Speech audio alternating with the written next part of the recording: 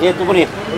संपूर्ण महाराष्ट्र राज्यामध्ये शिक्षण मंत्री आणि महाराष्ट्र शिक्षण संचालनालयाने यावर्षी एक वेगळा निर्णय घेतला. आपण जर बघितलं तर दरवर्षी उन्हाळी एप्रिलमध्ये दुसऱ्या आठवड्यामध्ये शाळा संपतात, पण यावेळेला ह्या शाळा 28 एप्रिलपर्यंत ह्या शाळा सुरू राहणार आहेत.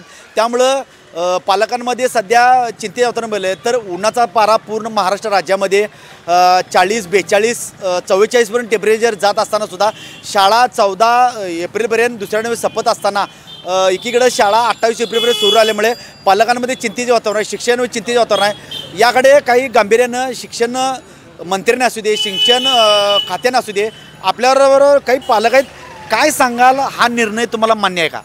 एकीकडं शिक्षणामध्ये दप्तर कमी करणे, शिक्षणाचा वेळ कमी करणे ह्या गोष्टीकडं प्रशासन बघत असताना ह्यावेळी उन्हाळ्याचा पारा एवढा चढलेला असतानासुद्धा नेहमीप्रमाणे दरवर्षी 14 एप्रिलपर्यंत शाळा संपलेली असती आणि त्याच्यानंतर सुट्टी लागलेली असते, कारण उन्हाचा तडाखा वाढलेला असतो.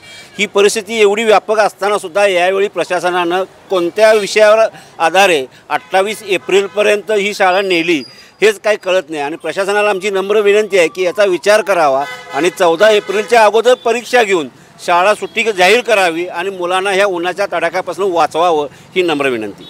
काय सांगाल, 14 एप्रिलपर्यंत दुसऱ्या टप्प्यामध्ये शाळा संपतात आणि आता यावेळेला तर उन्हाचा तडाखा मोठ्या प्रमाणात, ह्याचा फटका बालचिमुकल्यांनाच होते. आता 1ली ते 9वीपर्यंत ह्या घाट घातलेला आहे की 28 तारखेपर्यंत परीक्षा घेतल्या जातील. मग काय वाटते, शिक्षण मंत्र्यांचं किंवा धोरण चांगलं वाटतं? हे धोरण पूर्णपणे चुकीचं आहे. खरं वास्तविक अभ्यास पूर्ण झालेला आहे.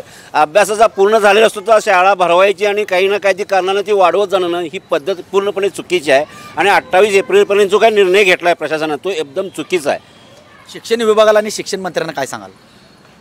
कृपा करून ह्या गोष्टीकडे गांभीर्यानं बघावं. उन्हाचा तडाखा, बाकीच्या गोष्टींना सवलत मिळणे, जसं पोरांना स्विमिंग करायला शिकवणं आहे, व्यायाम करायला शिकवणं आहे, बाकीचे स्पर्धात्मक कार्यक्रम त्यांना घ्यायला जो वेळ मिळतो 2 महिने तो आता त्यांना मिळणार नाही आहे. जास्तीत जास्त 1 महिना, आणि त्यासुद्धा उन्हाचा तडाखा हा 42-44पर्यंत जाणार, म्हणजे अर्धा वेळ यांचा घरात बसून जाणार.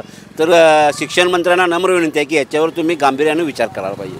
आपल्यावर इथे काही पालकांनी सांगितलं आहे की जी शाळा 14 एप्रिल दुसऱ्या आठवड्यात संपवावी आणि शिक्षण मंत्र्यांनी शिक्षण विभागाने याकडे लक्ष घालून पूर्वतः जे जुन्या पद्धतीनं दुसऱ्या आठवड्यात शाळा संपवावी, विद्यार्थ्यांना उन्हापासून वाचवावं अशी मागणी सध्या आलेल्या. आणि उन्हाळ्यातील जे खेळ आहेत, स्विमिंग असू दे, बाकीचे इतर खेळ आहेत, ते खेळण्यासाठी त्यांना वेळ मिळतो 2 महिने. त्यामुळे उन्हाळ्याची शाळा पूर्वतः करावी अशी मागणी सध्या जोर आहे. कॅमेरामॅन निखिल बिसेस, मी साईनाथ जाधव, TV9 मराठी, इचलकरंजी.